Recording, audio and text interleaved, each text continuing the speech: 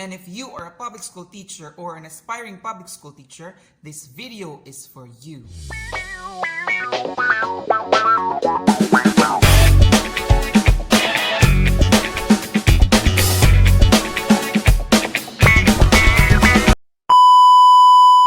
Hey everyone, welcome back to my channel. So our topic for today is about the recommendation to pass all students during this pandemic.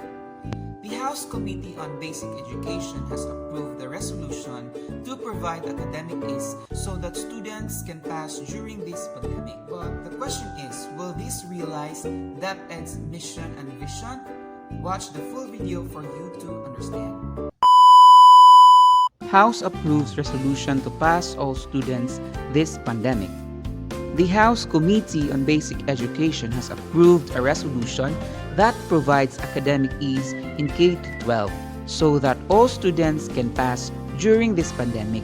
The committee, headed by Pasig Representative Roman Romulo, agreed to leave it to the Department of Education to formulate the rules that provides academic ease to students as well as their teachers. House Resolution Number 1383 requesting DepEd and the Commission on Higher Education to allow public and private educational institutions in the country to adopt a pass or drop grading system by the end of the school year 2020 to 2021 is pending at the moment. This is also the purpose of House Bill Number 7961 requesting scholastic leniency for the said school year to protect the mental health of K-12 students. At the hearing, Romulo insisted that it would be better to leave the matter to DepEd and that it is no longer required by law, especially since only one school year will be affected by the loosening of the rules on students' studies. Education Assistant Secretary Alma Torrio said that they already have a policy in relation to remediation classes, especially as some students may fail because they do not follow the rules for conducting online classes to prevent their failure. He explained that they already issued a memorandum entitled Strategies in the Implementation of Multiple Modalities and said issuances has given the utmost consideration of our learners who are at risk of failing by conducting remediation classes by the subject teachers. Meanwhile, DepEd says recommendation to pass all learners due to pandemic is not fair. The Department of Education said the recommendation to pass all students due to the impact brought by COVID-19 pandemic is not fair. DepEd Undersecretary Diosdado San Antonio explained that many students are doing their best to pass despite challenges, while some learners are not taking their studies seriously. On an interview, San Antonio said, kailangang maunawaan ng mga bata na ang pag-aaral ay kailangan ng effort at siniseryoso, kaya ang paniniwala namin ay kailangan ng marka.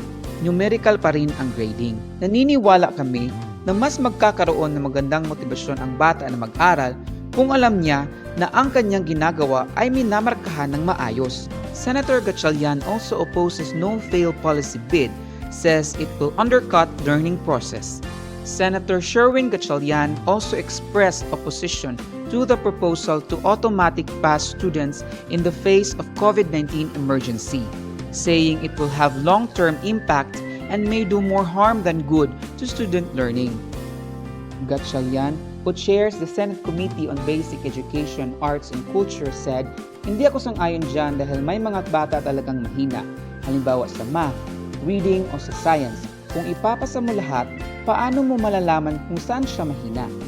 Imbis na matulungan natin sila, lalo lang natin silang pahihirapan pag-akyat na sa susunod na baitang. Yung mga pagsasanay sa iba't ibang mga subjects ay para malaman kung saan po sila mahina.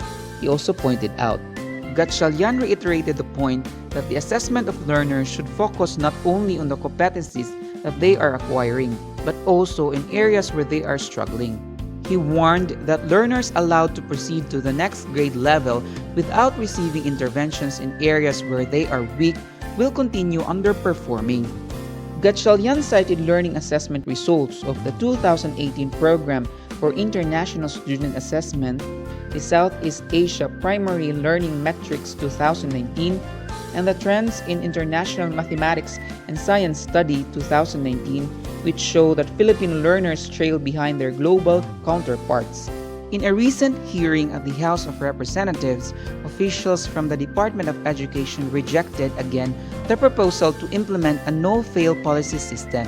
Deped'S says regular grading system still continues, pass or drop system won't be adopted. The pass or drop grading system will not be adopted by the Department of Education, despite the Congress giving it full support to ease academic requirements during the pandemic, as students were forced to face the new normal where face-to-face classes are prohibited and distance learning becomes challenging due to problems in internet connectivity.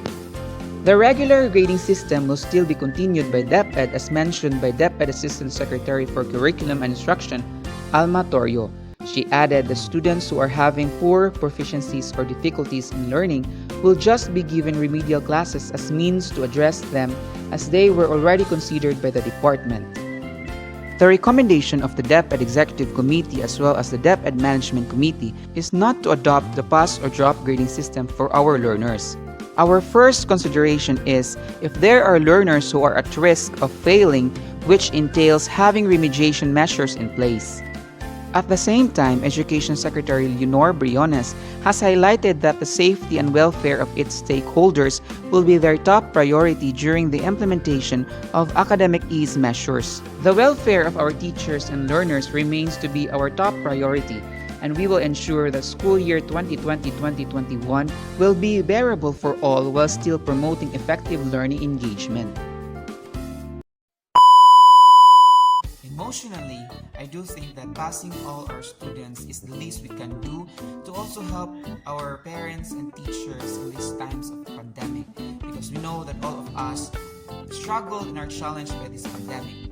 On the other hand, it's really unfair for those learners who religiously perform the activities in their modules or any learning modality, while some lack interest in doing so, despite all the efforts were exerted by the teachers to be able to help them. So for me, I think it is still necessary for teachers to look on the academic performance of the learners on deciding whether to pass them or to fail them in this pandemic. With that, they should be objective in doing so. Because I always believe by God Jose Rizal na ang kabataan ang pag-asa ng bayan. So how can they meaningfully contribute to building our nation if they are not equipped with the skills, knowledge, attitudes, and values for them to be able to do so? So how about you? What are your comments about these recommendations? Please comment down below. We will be glad to hear from you. Thank you so much.